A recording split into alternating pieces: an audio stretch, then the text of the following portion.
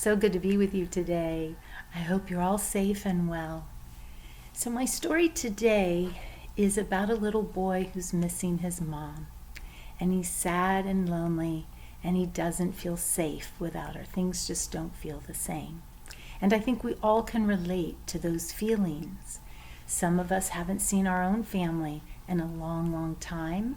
And maybe we haven't been able to play with our friends that we're used to playing with at school because they're not there, or maybe we're not back at school yet. Or maybe we have a pet that's no longer with us. So we know how sad and loneliness feels, and it makes us not feel safe, and it doesn't make us feel right. There's just something that's wrong. So my story today is called My Big Dumb Invisible Dragon, and it was written by Angie Lucas, and these wonderful illustrations were done by Brigitta Sith.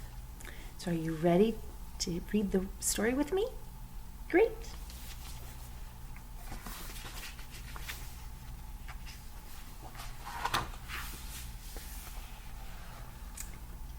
Have you ever seen an invisible dragon? Neither had I. But one day last May, a giant one swooped in and landed on my head, right on top of my head. It was the day Ollie's mom came to get us from Turtle Creek Park. Instead of my mom, she had a funny look on her face, and she opened her mouth 3 times before any words came out.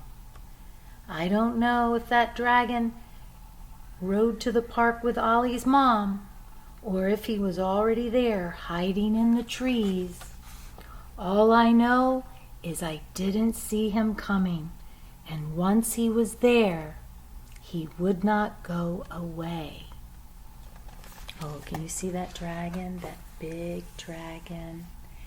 And so I think the little boy's dragon is a symbol of his sadness, because now he just knows that his mom didn't come to get him, so he's sad. Dad and I had to get used to making dinner without Mom there. We had to get used to how quiet it was in the car without her singing along to the radio. And we had to get used to movie night without her famous peanut brittle popcorn. But that big dumb dragon didn't even notice. He just moved right in and made himself at home. Yeah. He curled up on my chest every night when I was going to sleep. I swear he must have weighed a ton. He made it super hard to get out of bed in the morning.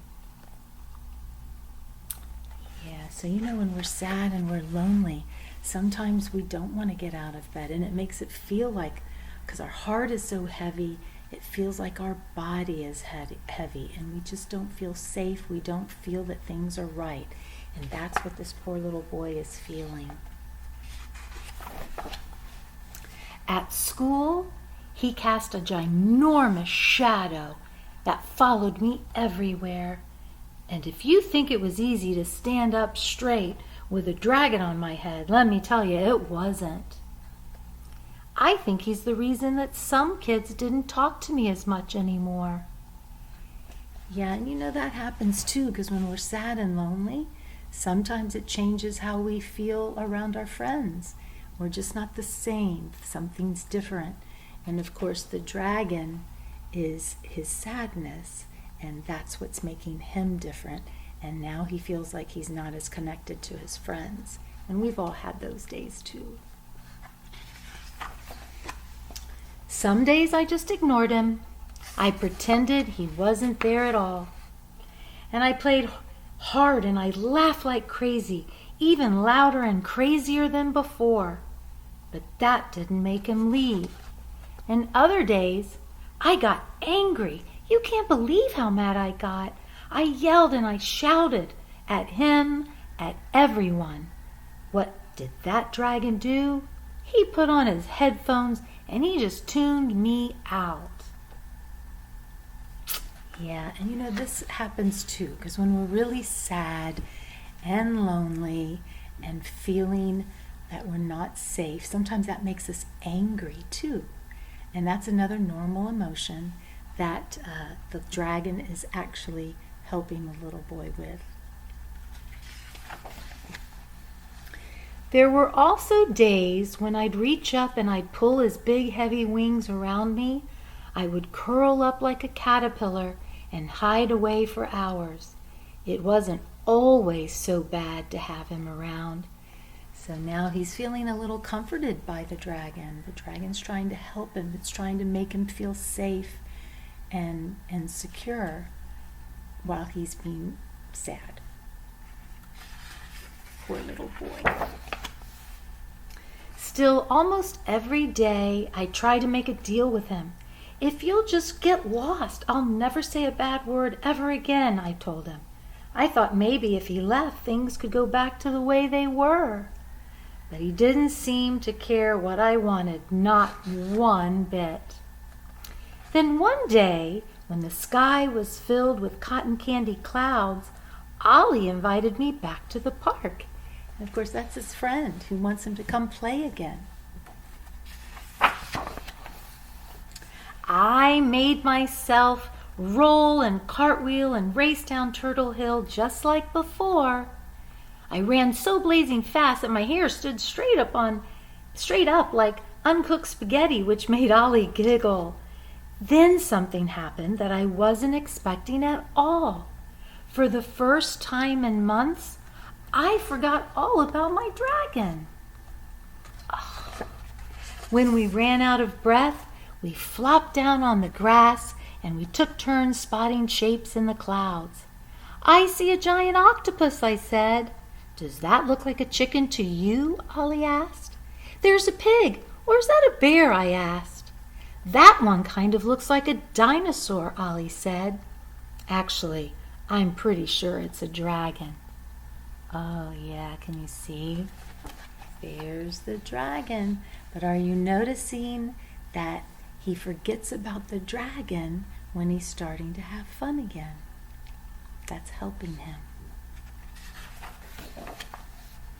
I don't know what that dragon saw up there in the clouds, but after that day, he started soaring even higher and staying away longer.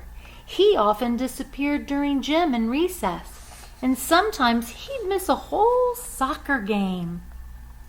And once, he was gone for an entire weekend. Wow. So that sadness is starting to go away because the little boy is slowly starting to go back into himself. He's playing with his friends again.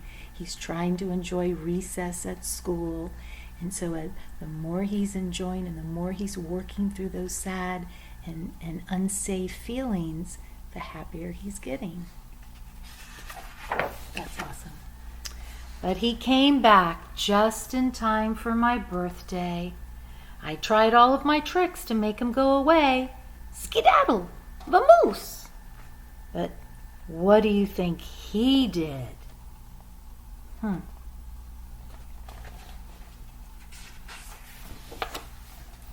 He put on a rainbow-striped cone hat and he stayed for the party. I finally just gave him a piece of my birthday cake. So even though that sadness goes away, we know that sometimes sadness comes back. But the little boy is starting to understand that the dragon is there to help him work through some of those sad feelings. That night, as I waited for sleep, which can take a while when there's a big dumb dragon in your bed, I realized something. What did he realize? I wonder what he realized. My dragon doesn't feel as heavy as it did when I was 6. I guess my birthday wish came a little bit true. Oh, and look what's happening to the dragon. Do you notice that the dragon is getting smaller? So as his sadness is going away, the dragon is getting smaller.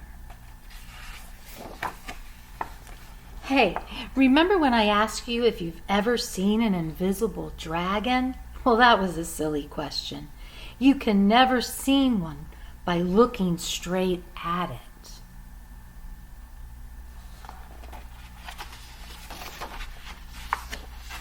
You have to look to the person underneath it.